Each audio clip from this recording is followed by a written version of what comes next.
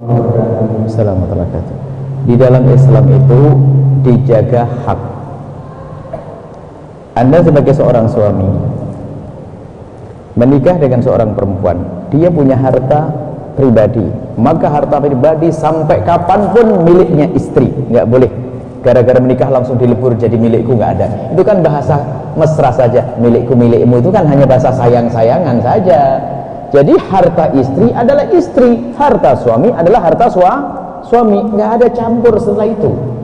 Itulah Islam menjaga hak. Sehingga kalau bercerai ya tetap haknya suami, haknya istri. Nggak ada gono gini juga. Nggak ada kembali menikah. Seorang perempuan nikah dengan miliarder, baru 2 hari minta cerai, gono gini. Enak bener, besok habis dapat separuh nikah lagi dengan laki-laki kaya, cerai lagi, gono gini lagi. Kalau udah dicerai-cerai kurang ajar, sempat tempelengi suaminya setiap hari dia dicerai. Sebab kalau yang mencari dia nggak dapat gono gini kan? Kalau yang mencari suami dapat gono gini. Wah, akhirnya apa? Dia jahat sama suaminya. Nah, nggak ada gono gini dalam Islam itu. Haknya orang wanita dijaga. Jadi saya punya istri, dia punya harta peninggalan dari orang tuanya, murni miliknya dia. Tidak akan berubah jadi milik saya sampai kapanpun, kecuali dihibahkan oleh istri saya kepada saya.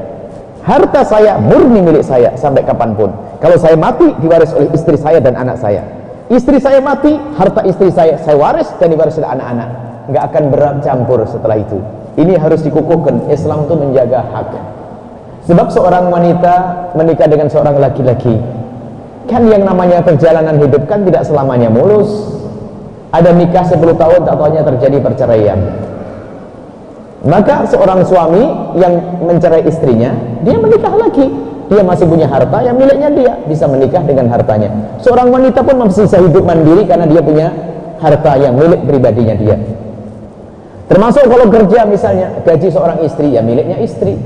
Nggak boleh gaji istri yang milik suami, udah ada itu hitungan mana. Itu suami pemalas, nggak mau kerja. Nah, ini. Jadi harta istri. Cuman kalau bahasa kita kan harta suami, harta istri, harta sendiri gitu ya. Itu gaji maksudnya. Kalau seorang istri itu dapat gaji itu murni utuh miliknya dia.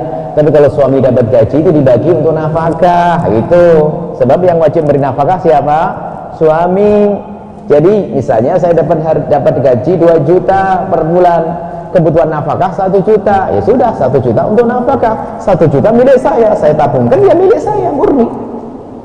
Seperti itu. Jadi mohon diperhatikan hak seorang wanita di dalam Islam itu dijaga. Bukan seperti ada di dalam Arab jahiliyah, bukan Arab jahiliyah, masa jahiliyah dahulu, seorang perempuan biarpun kaya raya, kalau menikah dengan seorang laki-laki, maka dimiliki laki-laki tersebut termasuk hartanya. Jadi setelah itu nggak punya apa-apa, nggak ada. Itu kan bukan dalam Islam. Dalam Islam hak dijaga. Milikmu, milik istri adalah milik istri, dan kalau mati mereka saling mewarisi. Wallahu a'lam bishawab.